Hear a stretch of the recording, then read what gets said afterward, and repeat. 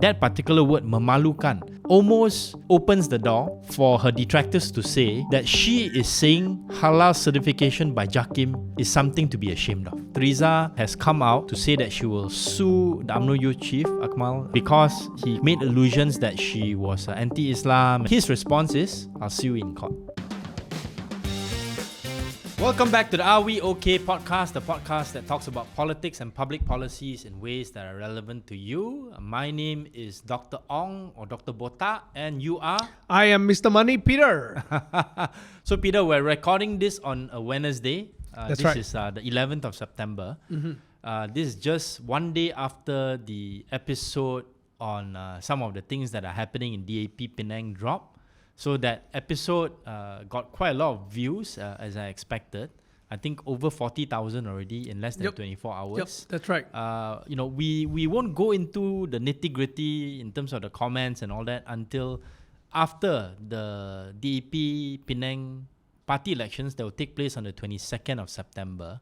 But initial thoughts. I just want to hear from you because I obviously have a lot more to share, maybe for later, but just want to hear your initial thoughts. I think it's a really exciting subject. I've scrolled through the comments. Again, I think a lot of people are asking you questions, right? And it seems like I'm trying my very best to give out measured comments, right? Because I come in the corporate side, we are not so measured one sometimes. But I have to say, I think one of the most common comment that I see there is that many people feel a little bit wavering towards the principles of the DAP when actually I read through it. The commonality that I tend to see is that people are wondering, is the DAP in the past still the DAP today? And what are some of the leadership actions taken to ensure that DAP still stands for the same principle? And so it seems like there's just a lot of questions, right? And I feel that from a citizen of Malaysia standpoint, I feel it needs to be answered not by you, but by the party leaders eventually.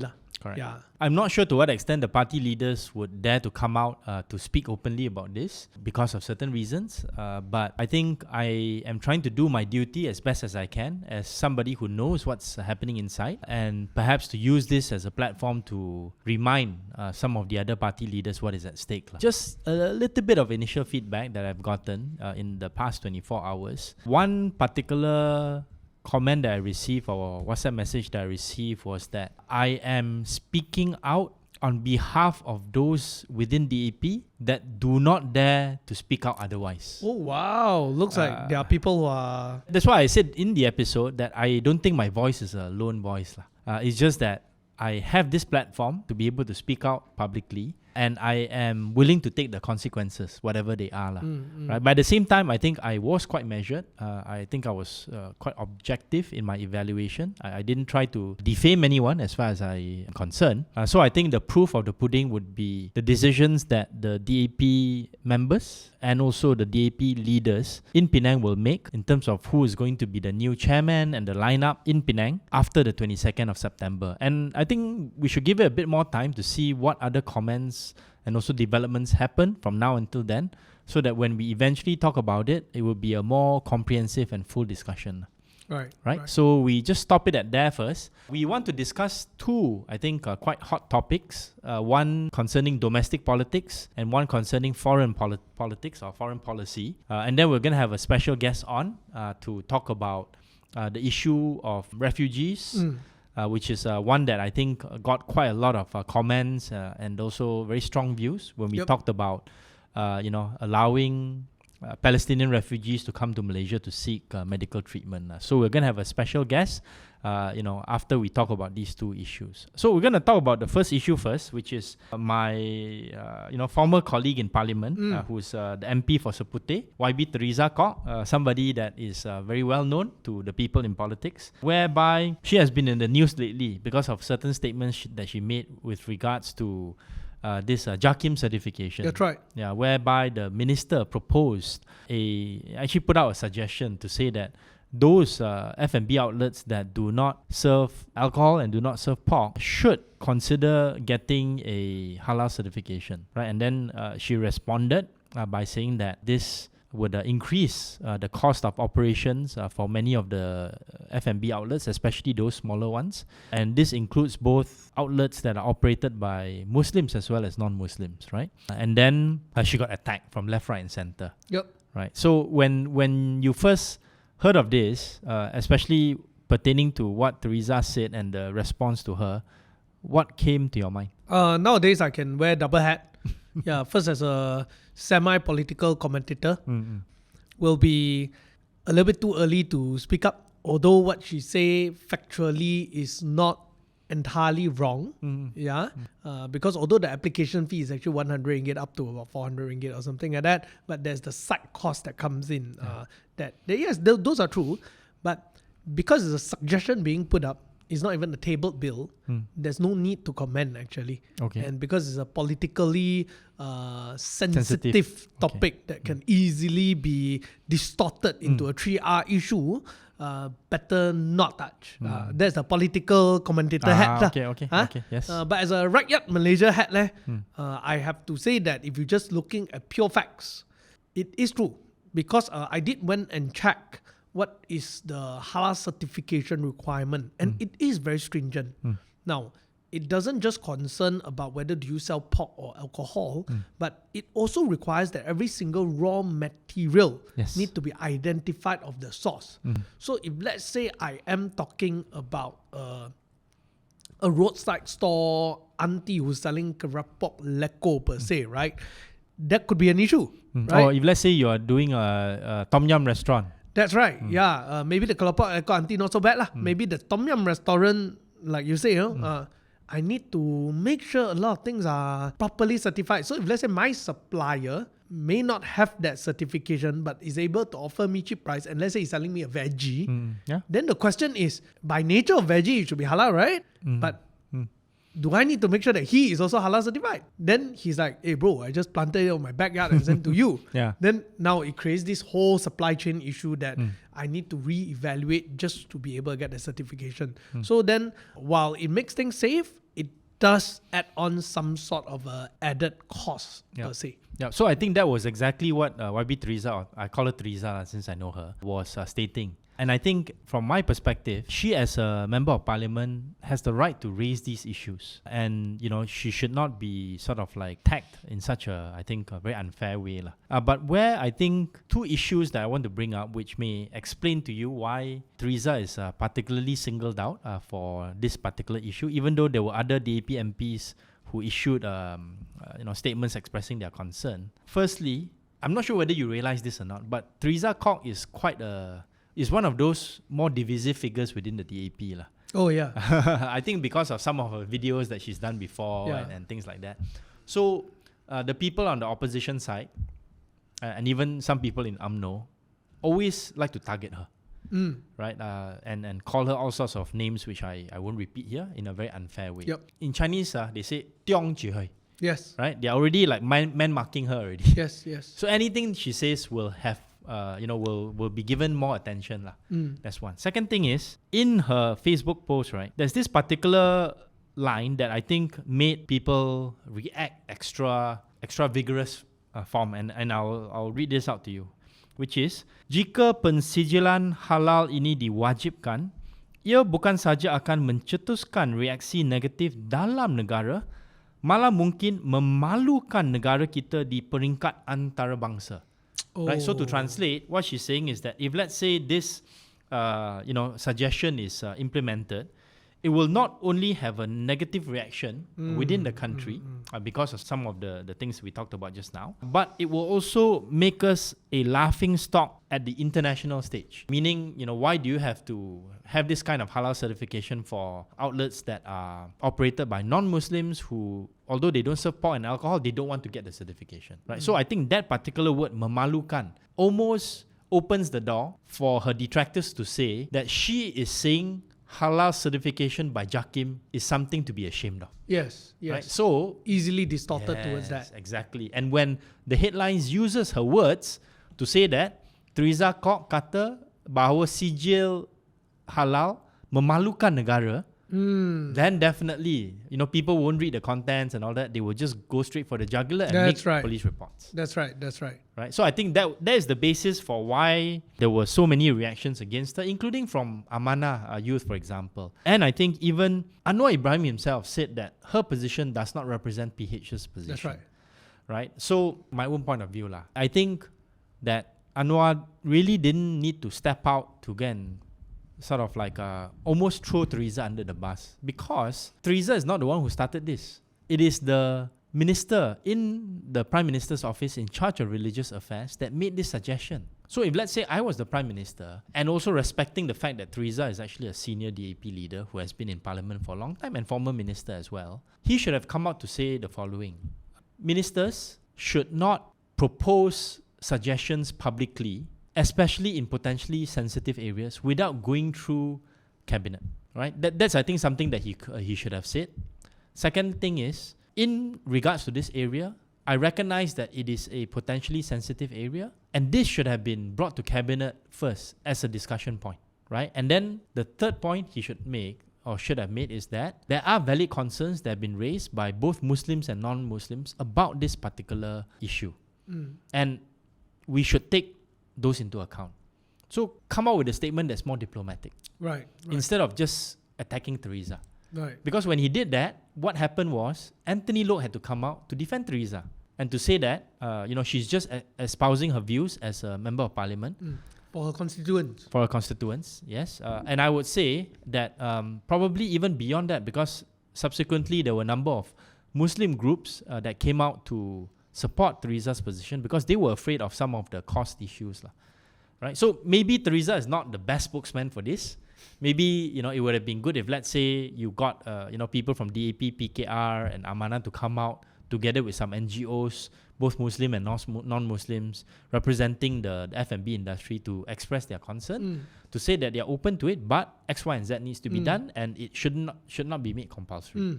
I think that would have been better. Right. Yeah, there's two things that I want to point out here, right? I think number one, till as old as time, I think somehow, I don't know why, many parties still don't learn about communication. They should all go for Communication 101. For example, that Facebook post there, I think if you run it through ChatGPT, it may give you a much more diplomatic answer.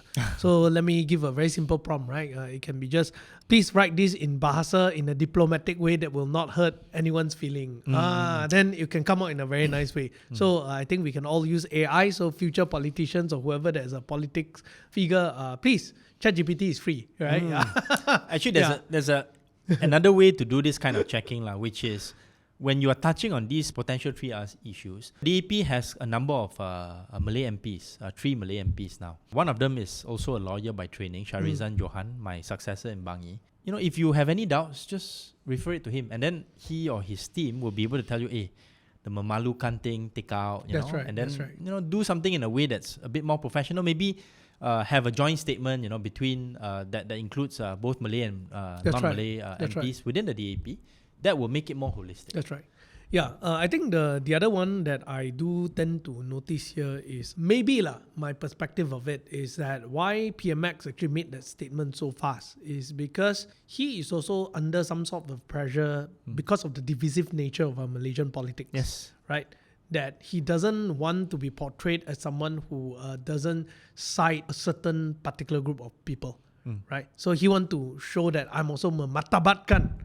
He doesn't want to be seen not to be defending the Halal Certification. Yes, that's right. Because that will be something that easily can turn on him later, Yes, right? correct. So I think maybe that could be his consideration when he made that statement. Definitely that would have been his consideration. I can qualify to be a politician. yes. But definitely you're on the right track in terms of political analysis.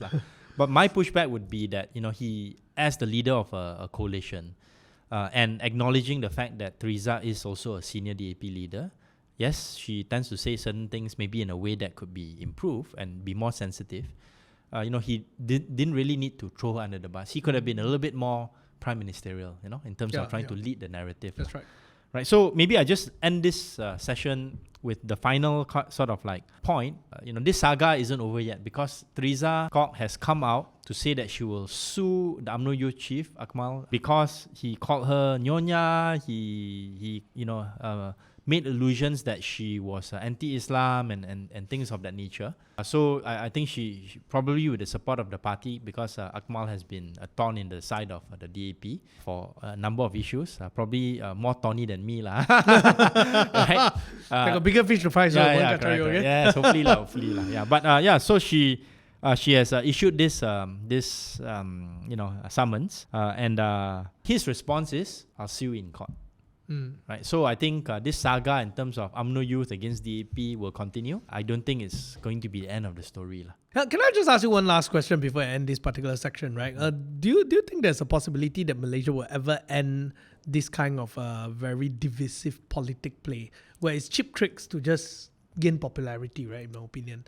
I think, again, because our podcast is always focused on public policies. If the process of making, designing, announcing, discussing, suggesting public policies could be done in a way that is more professional, right? You have this kind of process whereby you discuss internally, you do stakeholder consultation and all this kind of stuff before you even consider floating an idea like this, right?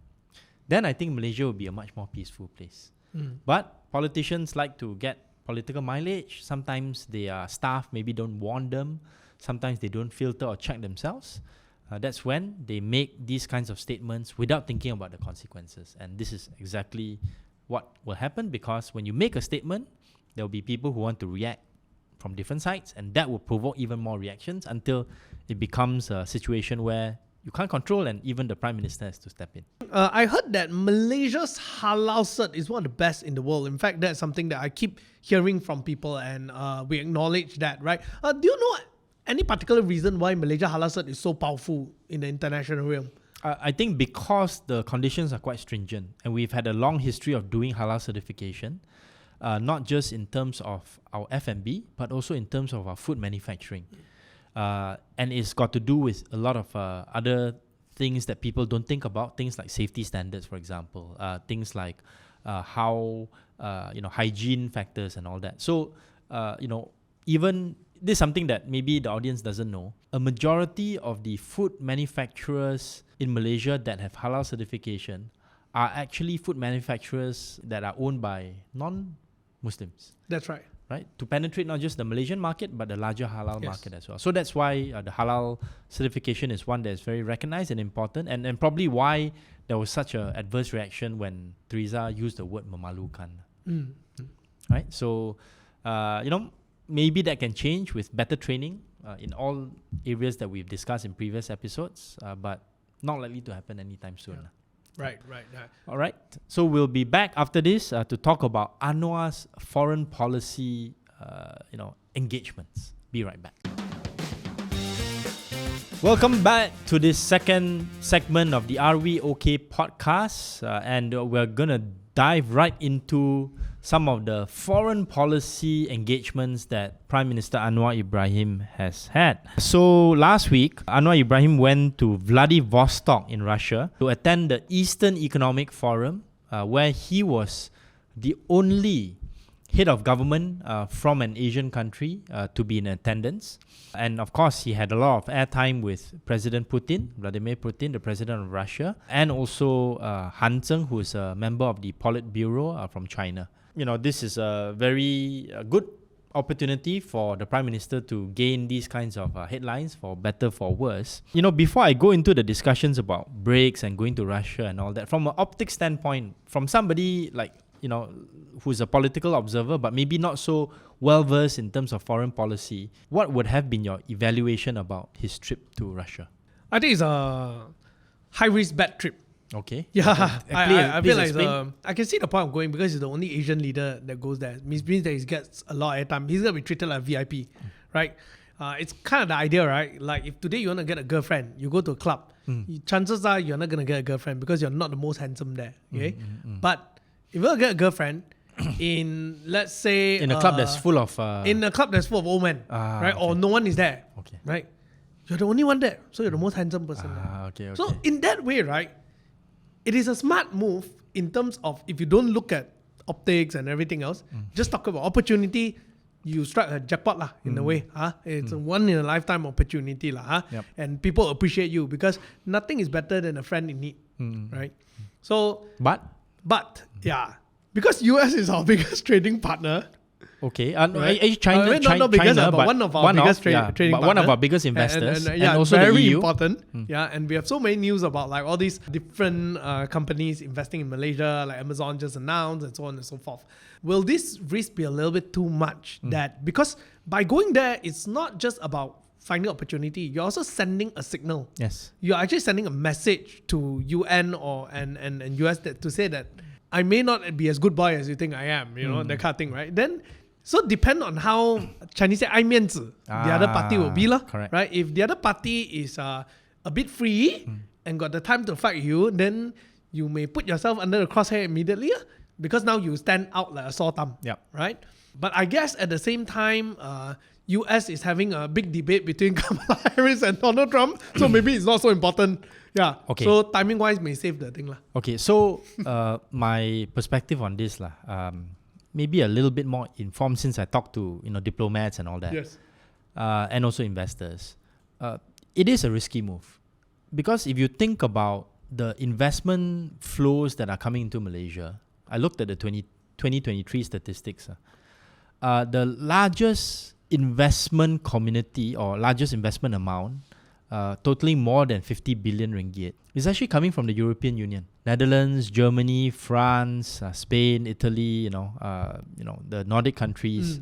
And these are the countries that have issued very strong statements through the European Union against Russia pertaining to their invasion of Ukraine. The second largest investor is actually Singapore. Third largest investor in 2023 was the Americans, over 20 billion, right? So compared to Russia's investment in Malaysia in 2023, 250 million, right? So and I don't think it's going to go up by that much. The simple reason being this: if Russian companies were to come to Malaysia, let's say they want to manufacture electronic items, do you think there will be any bank in Malaysia, whether domestic or foreign, that would let them open an account? The answer is no, because they will be in the crosshairs of the Americans, right? And America has already issued this through the State Department. I'm not sure whether you remember. I think we talked about this in our podcast as well.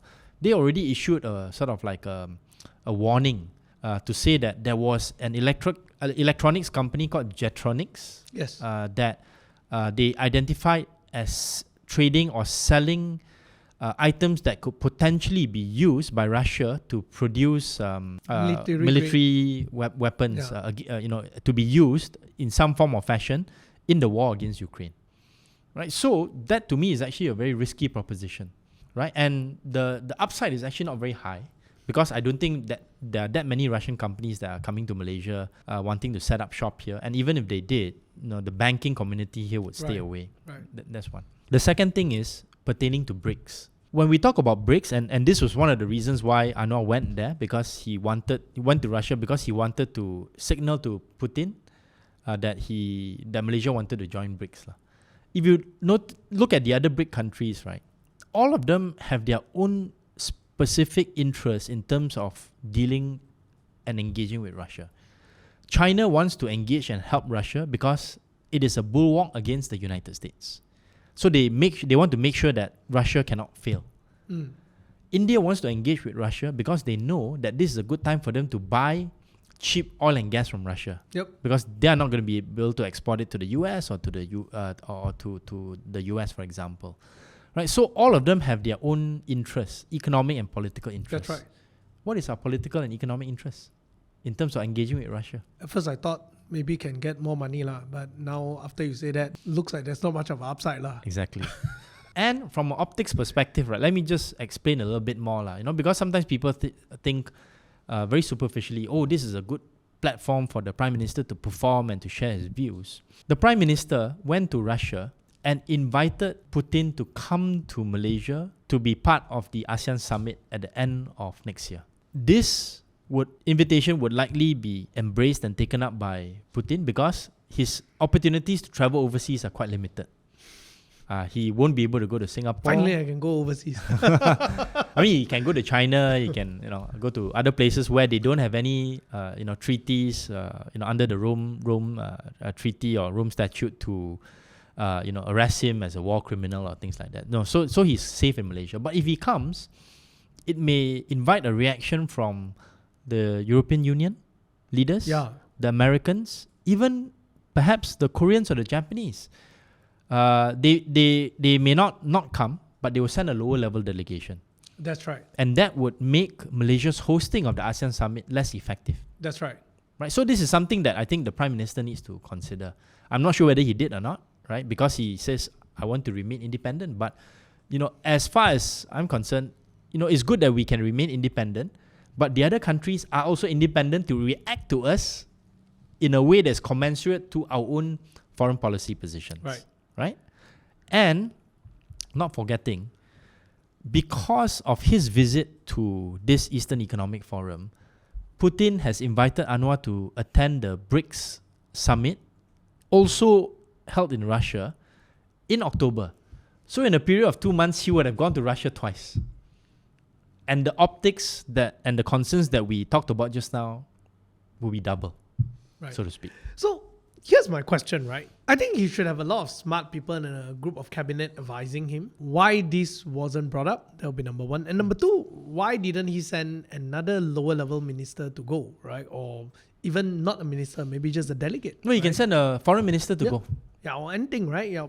So why didn't he do that but choose to go himself? So a couple of responses. I think it's very clear right from the start of Anwar's administration that he is the person that dictates the foreign policy of the country, which is not wrong because he is the prime minister after all, right? But if it's done in a very unstrategic way, it exposes Malaysia to certain risk. It makes Malaysia not be able to gain the full advantage of our national interests and allows us to be used or manipulated by other countries. Let me give you an example. When Anwar Ibrahim announced that we were going to apply to join BRICS, it was in an interview with a Chinese journalist, just 3 days before Premier Lee Chiang came to Malaysia. So, it was an interview talking about his own foreign policy position, and somewhere in there he inserted a couple of paragraphs to say that Malaysia wants to join BRICS because it is an important important platform that represents the global South, meaning all those countries in there. And this was said to a Chinese reporter before Premier Lee Chiang comes. So you would have anticipated, right, that if let's say he telegraphed this move, he had prepared this move, he had sort of like laid the ground for this kind of move, right? When Premier Lee Chiang comes, Premier Lee Chiang, in a joint statement of that is issued by Malaysia and China, would say China supports Malaysia's proposal to application to join BRICS. That would be natural, right? Yeah. But in that joint statement, nothing of that was mentioned. But what was mentioned inside was Malaysia will support China's application to join the CPTPP. So if you think about it from a sort of like you lai you chi, meaning that when you offer something, you want something back, right? If we were coordinated and strategic about our application to join BRICS, we would have said, hey, China, allow me to put in a statement where China supports Malaysia's application to join BRICS because they are one of the founding countries. Just like how Malaysia, as a member of the CPTPP, is willing to support China's application to join CPTPP. So that shows me the effort by Prime Minister Anwar to join BRICS and then later on go to Russia and have that platform may not have been very well coordinated. Do you suppose that this whole thing was well planned to start off with? Was it something that was on the whim on that day during the interview he just mentioned? I think it's the second. A bit. I mean, not absolute percentages wise. More likely that it was something that came out because he felt there was that approach is consistent with his idea of trying to balance between the East and West. But what I'm saying is that if it's not done in a strategic way, you can't reap the full benefits of it. Right? The balancing act will be very unbalanced, and our national strategic interests would not have been taken into full consideration. Right. Yeah. So maybe just some nuance in terms of this, trip to to Russia in the larger context of Anwar's foreign policy. I'm sure we'll talk about this a little bit more. I'm going to also write quite a bit about this and raise up some of my concerns as Which well. by then, when they watch this episode, I think they will be reading it already, right? Yes, maybe something that I've written will be published, and I will share it in the show notes. Now, just a question before we move on, right? You had the experience of being a deputy minister once, and definitely, number one, the first question is that regarding this particular thing, you were sitting as part of a MITI deputy, so this has to do with MITI some way or another, indirectly related, although it's not foreign policy, but one of the main, a very important thing for MITI lah, at least. Yeah, and the MITI minister Tengku Zafrul did follow Prime Minister to Russia. That's right. Yeah. So that's for one, right? Now, how would you have handled this differently? I guess in a way, you kind of shared about it, or I would say that the question is that if you were in the position, how would you advise him differently? Okay, right? so That's number one. okay, yep. Yeah. The second question that I want to ask is that how would you handle if, let's say, you are in the cabinet and your prime minister suddenly makes such a decision so unplanned, and then you're sitting in front of the TV and you're like, whoa, that wasn't discussed? Like, what then would you do? If let's say there were people in cabinet that Anwar trusts in terms of foreign policy and also economic policy with regards to engaging externally through MITI, and also on the foreign policy side through the Ministry of Foreign Affairs, there would be this kind of informal discussions first among different advisors, among people in the think tank community, to discuss whether this idea is something that should be pursued or not. What are the strategic imperatives? What is your sort of like long-term goals? What are your achievables? What is the upside? What is the downside? So your second question would be answered by this kind of quote-unquote kitchen cabinet discussion, informal. And this happens in many places. In many countries, it goes through certain informal processes among people that the president or the prime minister trusts. So the few trusted Correct. people. Yes. I don't think that process, was done at all. And if let's say that process was done and you say, okay, we make a decision that joining BRICS is in our national strategic interest, you would want to carry out a process whereby you can make sure everyone in cabinet, especially the key stakeholders and the ministries, are well informed. Meaning, you would get the foreign minister to prepare a cabinet paper to say, we want to join BRICS, we are proposing to join BRICS, these are the arguments, and then seek what they call ulasan, or responses from the other ministries, especially the key ministries, MITI, Defense in this case, and they would give their own views, right? And this can be part and parcel of the process of socialization. And then you want to do a communication strategy. Have a process whereby it is not the Prime Minister telling a Chinese journalist he wants to join BRICS. It will be in the context of a Malaysian foreign policy kind of a dialogue session that's organized by ISIS, where it is our home ground. We control the narrative, we control the flow of information and the communications. And then once the Prime Minister says, oh, we've discussed this in Parliament, this is the process, this is how we want to apply, and this is the people that I'm going to send to all these different countries as part and parcel of the process of applying.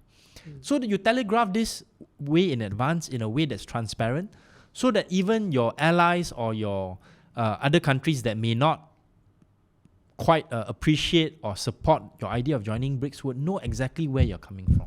Yeah. That, I think, wasn't done. Right.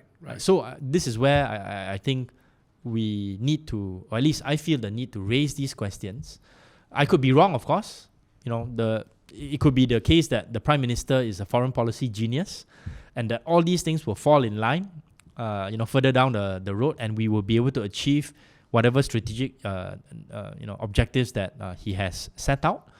Maybe not communicated publicly yet, but he knows what he wants to get to, and then I'll be proven wrong, and I'll be very happy to be proven wrong. But in the meantime, I want to raise these concerns and let our audience think about it and see what happens. Right. Last question here before we go to a break. Right. I understand that when it comes to foreign policies, consistency is very important. Because, for example, when I'm working in different party, I want to know what am I getting involved with. Correct. So as I invest in your country, and if you tend to make many funny statements out of the blue, will that kind of make it a double consideration sometimes that will make like, okay, let me, kind of like add on another consideration there? I think in terms of foreign leaders engaging with Malaysia, they would want to understand how to engage with our leaders. And topmost on that list would be the Prime Minister. And if let's say they feel that other countries can negotiate or get better terms with Malaysia, and they are not in a position to be able to negotiate in the same way or to interact or to engage in the same way, then they would feel that the prioritization of that relationship will be lower. So, for example, China can very easily offer a visit by the Prime Minister to go to Beijing and have a handshake and photo op together with Xi Jinping. But Malaysia has to work much harder, UNRWA has to work much harder to get an audience with the President of the United States, especially given the fact that he has made certain statements about Hamas, the situation in the Middle East and all that, which would make it harder for the White House to issue an invitation, regardless of who's the president, whether it's Biden, Harris, or even Trump. So we need to be aware of that. And if let's say the Prime Minister is okay with that kind of undertaking, then what he wants to do in terms of balancing would not be able to materialize. Right. Yeah. So, that's sort of like a more simplistic way of explaining to the audience. All right. So if you have any comments and thoughts about this, leave it in the comment section. And I think maybe later down the road, I would like to get an academic who's an expert in foreign policy to come and sit here to explain these kinds of nuances to us, so that we can hear from these kinds of experts. Right. Yeah. That'd be great. Yeah. Okay. Be right back after this with our special guest that we're going to talk about refugees in Malaysia.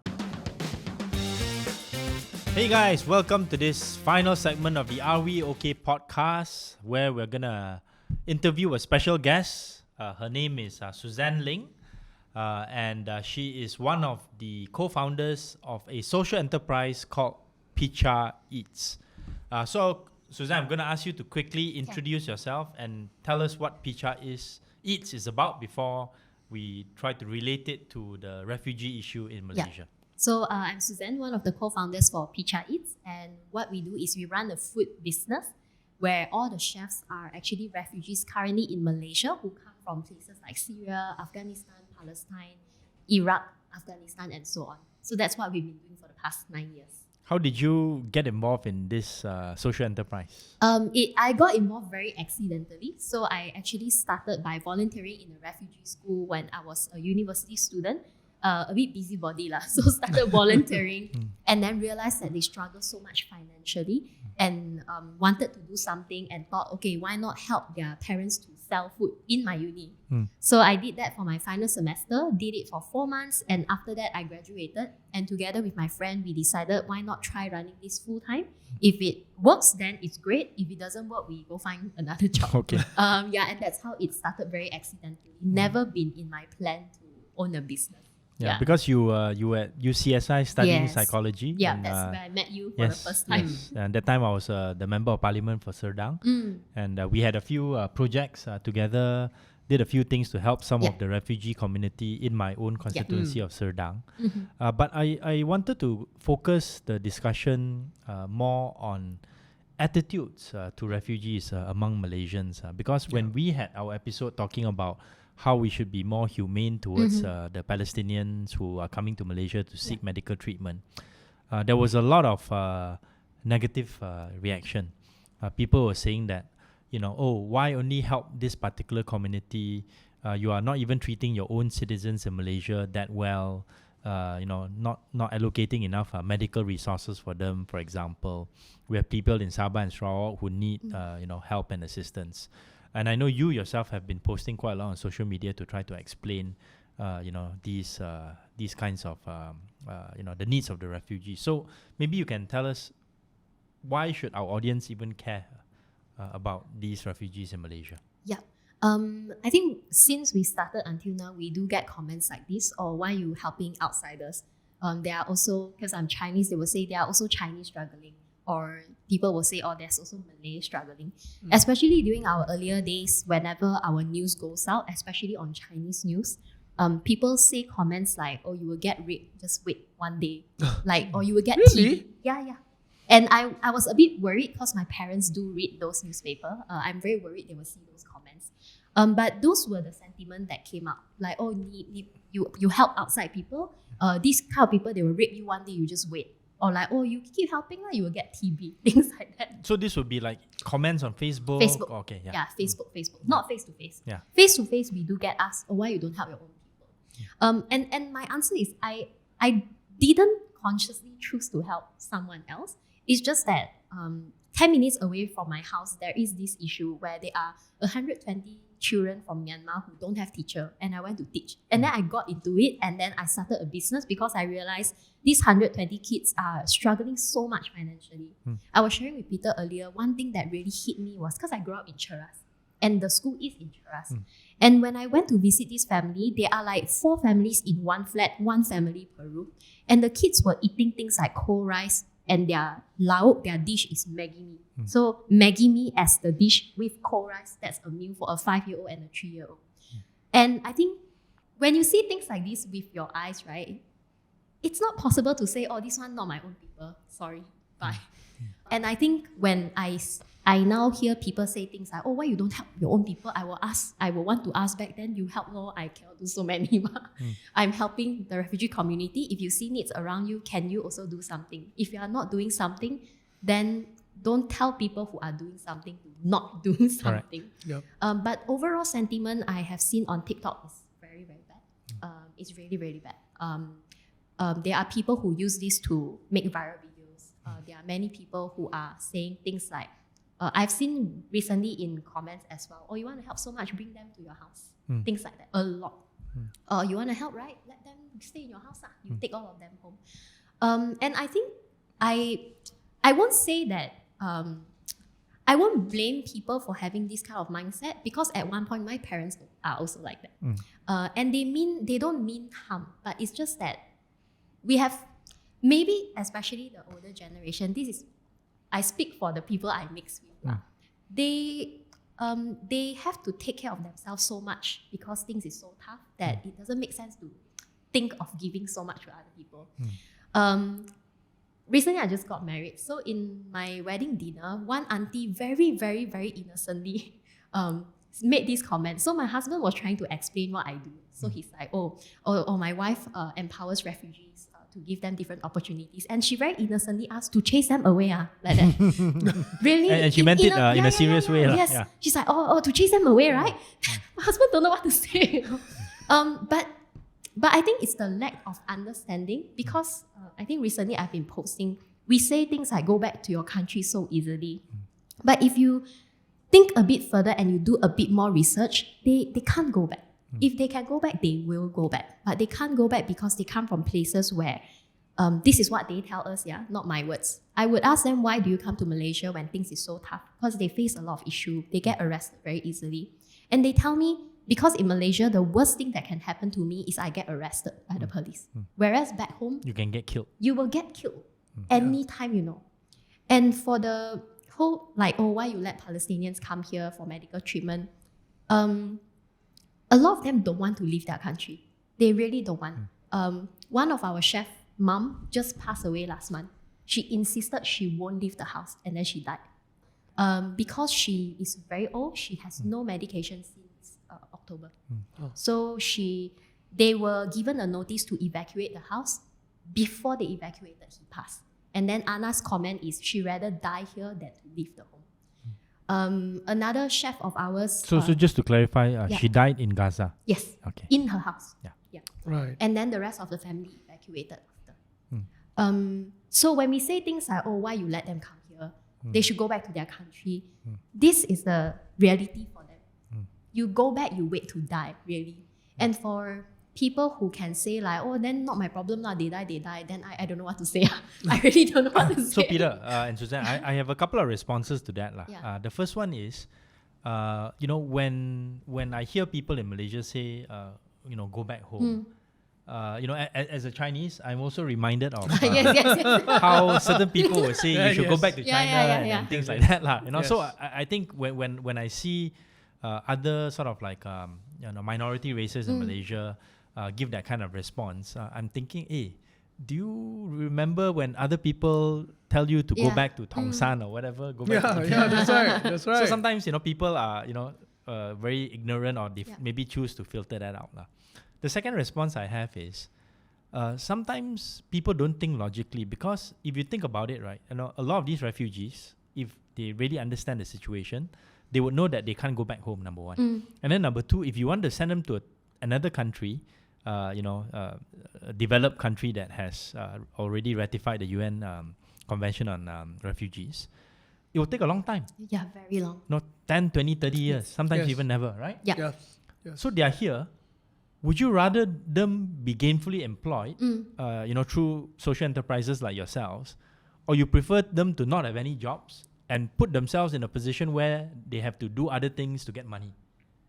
So doesn't seem very logical to me, Yes, right? yes. From a sort of like rational standpoint. Does that mean that Malaysians are not very rational in this particular area? I think generally human beings are not very rational, regardless of whether is it in Malaysia or anywhere else in the world, right? We've seen similar situation in the US. Yes, Yeah. yes. When it comes to refugees, Yeah, when it comes to refugee or however you want to brand them, lah, right? undocumented people, Yeah. That kind of thing, lah. I just think that number one is quite interesting to see, or almost hypocritical to see that we shout so much about Palestine, Gaza, and everything, and then when you get an opportunity to really, really extend real help, then whoa, like so it almost the optics of it almost feels like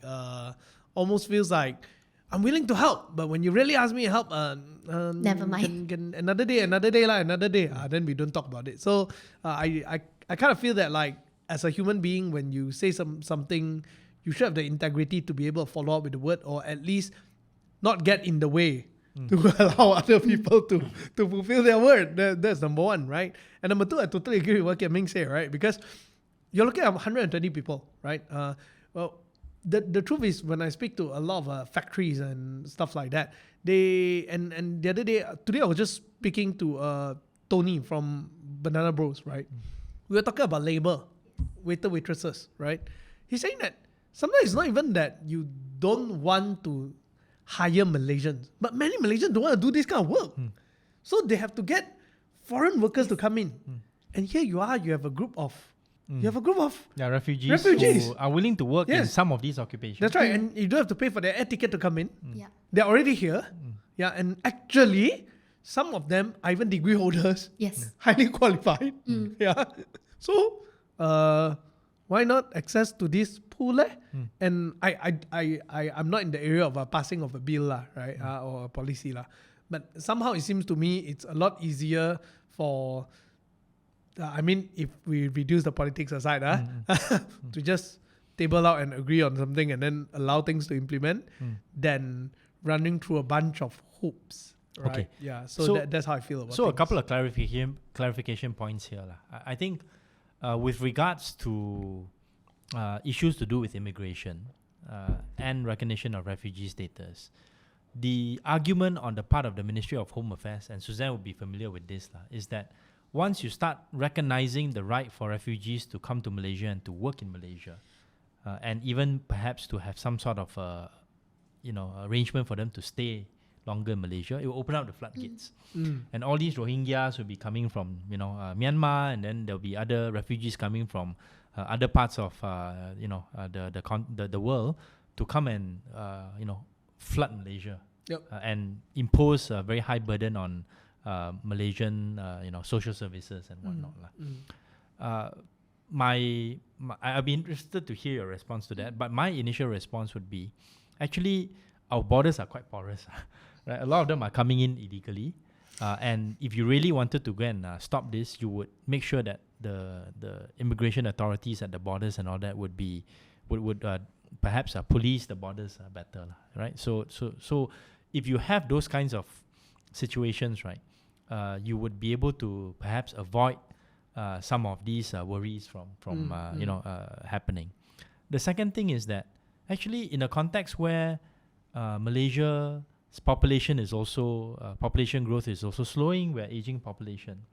It may be quite wise to have some sort of policy that allows some of these refugees with certain standards put in place to be able to allow them to work in different sectors of the economy and to, like what you say, replenish the labor pool, so to speak. Yeah, that's right. Right. So when you hear about these kinds of concerns, right, usually what do you say to people who raise these things up to you? Yeah, I think on the issue of opening up a floodgate, I understand that's a concern, and I think similar to what you said, people are already coming in, whether they can work or not, because as mentioned in their head is, at least I don't die here.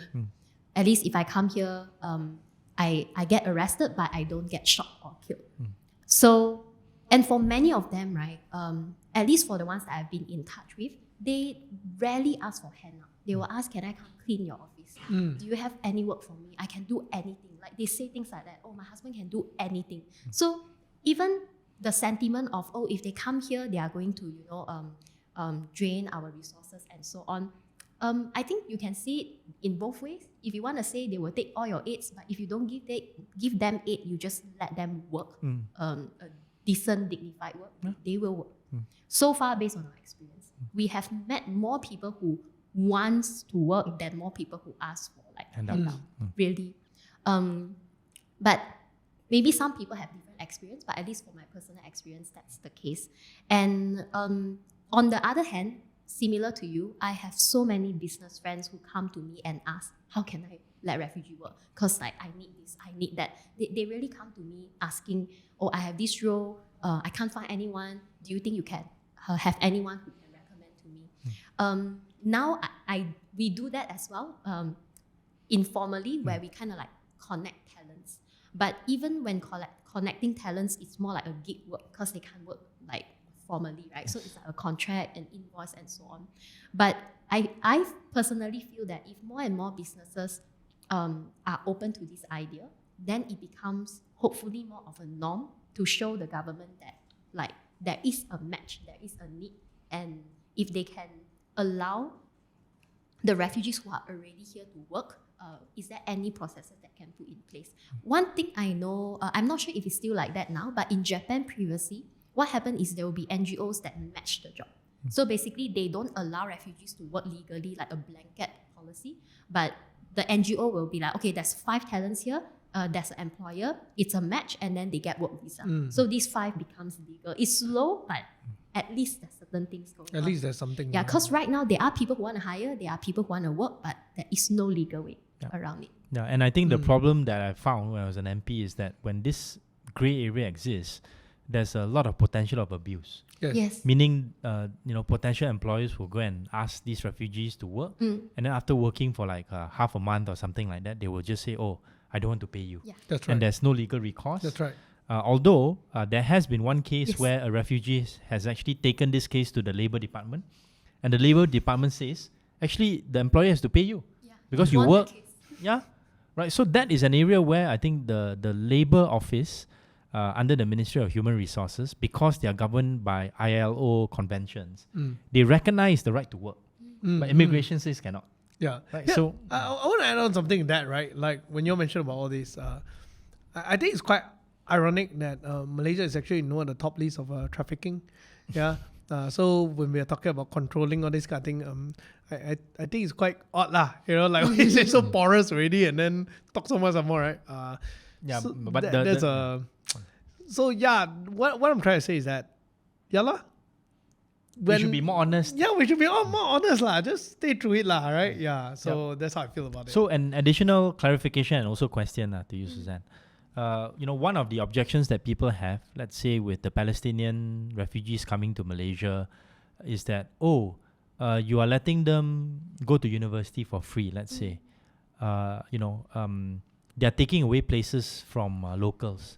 And I particularly feel this among the non-Malay population because they say that, we don't have enough places. Why are you letting the foreigners come and take our places? The system is already treating us unfairly. Why do you want to even treat us more unfriendly just because they are Palestinian Muslims? So when that kind of argument comes up, right, what is your reaction? I think the frustration and the anger is valid, but I think it's channeled to the wrong person. Because for the Palestinian students who come in, this is like a very, very rare opportunity for them. As rare as it is for you, it is even more rare for them. And the anger, this is my personal view, I feel like the anger should be directed to the systems that is in place that perhaps needs improvement, rather than being directed to a group of people who are already so vulnerable and marginalized.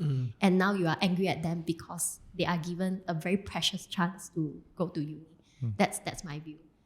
So, but I do understand that there is this frustration, because I've also seen like video which I think PMX responded to it. Like we have to understand why there's a quota system and so on. But I understand the frustration. Yeah. I think for me, sometimes some Malaysians also forget that many Malaysians get scholarships to go abroad. Meaning governments in other countries give Malaysian scholarships. Yes. You know, I was a recipient of the Fulbright scholarship. You know, you are going to UK under the Chevening. Many of my friends has gotten scholarships to go to Singapore, right? And that's part and parcel of sort of like a larger national strategic decisions that's made by different governments. And I think for Malaysia, perhaps we can pitch these kinds of assistance, this kind of help from the perspective of how they can help also in terms of talent development in Malaysia. Right? So if let's say some of these Palestinians, they can end up being very good engineers, you know, programmers. Very, very bright. That's right. And you know, we are complaining that we do not have enough engineers for our semiconductor sector and this and that, right? And you know, what's wrong with getting these people? And if you know, if let's say some of them can pay, okay lah, you know, they pay, you know, a higher sum. But if let's say their parents are, you know, have been killed in the conflict in Gaza, you ask them where are you going to find money to pay? I think another thing is this, right? Like, if you think about it, like a country like America like that, for a very long time, they were the land of opportunity. And why is it land of opportunity? Because you open your borders, you allow people to come in, and you retain the best talent. Yeah. And I think that globally, the birth rate is going down. So you either get your people to give birth, or either you have a good migration system, right? And I think so far the effort to make people get more babies has been not very effective. We haven't seen a global program that has done well, even including Singapore. The only place that, only policy that really has kept a country growing actually is a good migration system.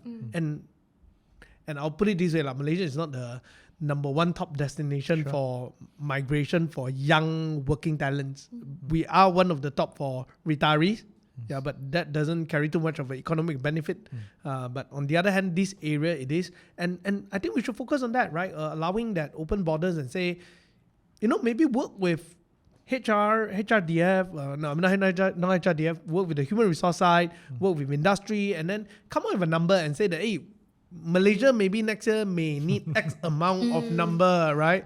If you're a refugee that fills up this kind of criteria, welcome, you know. But if you're not, please think twice, because I will really kick you out, right? Then I think okay. There's a period of time where I don't know whether this is like a formal thing, but there's a period of time where Australia is taking a lot of nurses, Afghan nurses. They all went to Australia, but now I'm not sure. Of course, every country would have their own adjustments to make depending on the political reaction and also their own domestic needs. I think for Malaysia, from a more practical standpoint, if let's say there can be some champions who can put forward, you know, some pilot projects to be able to train, you know, refugees in different areas, and then the public can see the outcomes of these pilot projects, then I think there can be a slow but steady buy-in from the larger public that this is something that we can control. This is something that can bring economic benefit to the nation, and at the same time, hopefully can make Malaysians feel good about themselves that they are actually doing something to help others. Right. So, you know, we'll put a pin on this. It's something that Suzanne knows I'm quite passionate about. I've reached out and tried to help in my own small little way when I was a member of parliament, and still try to do a bit of that now in my in a different capacity. And maybe just as a final note for yourself, you're gonna be doing your masters in the UK. Yeah. You wanna maybe tell us a little bit about what you hope to learn, and then maybe what you want to bring back to Malaysia. Yeah. So I'm going to do a master's in migration and diaspora study, and the topics has like forced migration, migration law, food identity, and migration, which is what I'm doing right now, right? And I think my main goal for this master's degree is really to build international connection. And UK now is also going through a very anti-migration season right now. And I think it's a good time to learn from the activists and the NGOs. How do they work with the government? How do they push back? How do they educate? So I think we are in a very similar, Phase. Yeah, very similar phase. And of course, in my class, because we are all doing migration, we will all be in this area in the future. So it's really building future connection. But what I really hope to do coming back is with the additional network and the knowledge that I get, I do want to see how can Picha and how can us, the team at Picha, also contribute to policy making and policy change, whether it is collecting data through our work to do so, or championing, telling stories. I honestly don't know how, but my big dream is I really want to see a policy change. And I know in the team, many of us want to see that. We have been told many times that it likely won't happen, but we will want to try to push it. At least if it doesn't happen in my lifetime, it is at least moving a bit. Yeah. I don't think you should lose hope because no, I am hopeful. Yeah. I mean, when I joined politics, I didn't think that there was going to be a change in government. That- In yeah. my life. Yeah, So, yeah, you know, that turned that's out to true. be different, for better, for worse. But I think with individuals, passionate individuals like yourselves and those who are in that ecosystem, including your colleagues at Picha, I am cautiously optimistic that the needle will move. And I think it has moved a little bit. Yeah, thanks to your work. Oh, thank you. Yeah.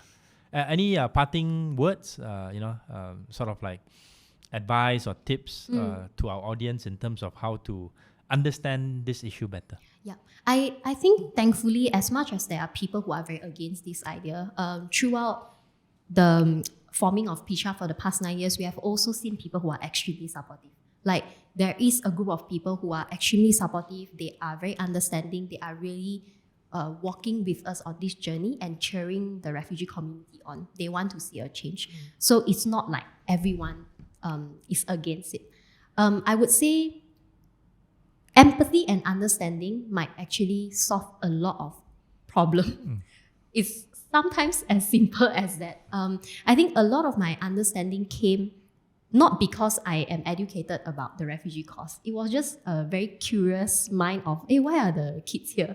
And then read online and I realized, oh my gosh, this is what happened to them. And then another community, oh, this is what happened to the Syrians, this is what happened to the Palestinian. And I think as we understand human story more and more, there's more common understanding. That's where we will see things very differently. I think a lot of war in the world is all lack of understanding and empathy, and then power play, and then they are refugees now. Sure. Yeah. Any parting words, Peter? Any thoughts? I think Malaysia should really relook into our immigration system. Sure. Many things to look at there. Yeah, I think like, for example, actually I'm a big fan of hummus. Oh. Yeah, I love hummus, right? Yeah, and I think that like somehow many of the refugees will come from Middle Eastern, Very good. and they make good food in that area, right?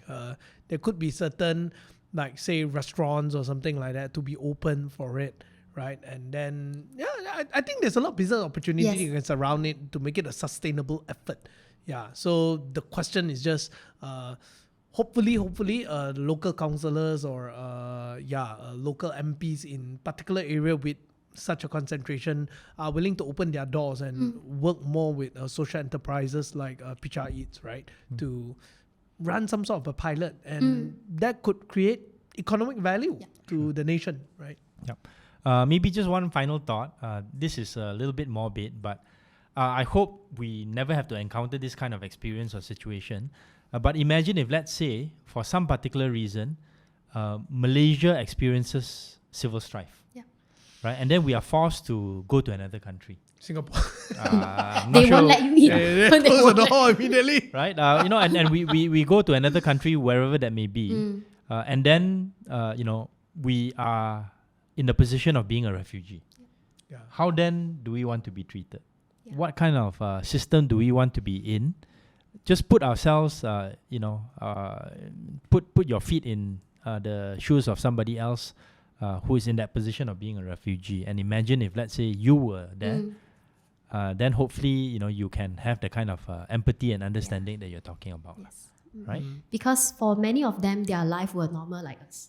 Yes. And circumstances beyond their control happened. They became refugees, and it really could have been any one of us. All right. So thanks so much, Suzanne. All the best in your travels, and we look Thanks. forward to seeing you back here in Malaysia again after you finish your master's. Yes, at, I will be back. in London, the School of Oriental and African Yeah, Studies. SOAS. Yeah. All right. Thanks so much for all your support. We have crossed over 24,000 subscribers already. And especially after the last episode, quite Very spicy. chicken episode. Yeah. So thanks for your support, and please keep on watching and being passionate about issues that we care about in the larger public policy space. Thank you, and we'll see you next week.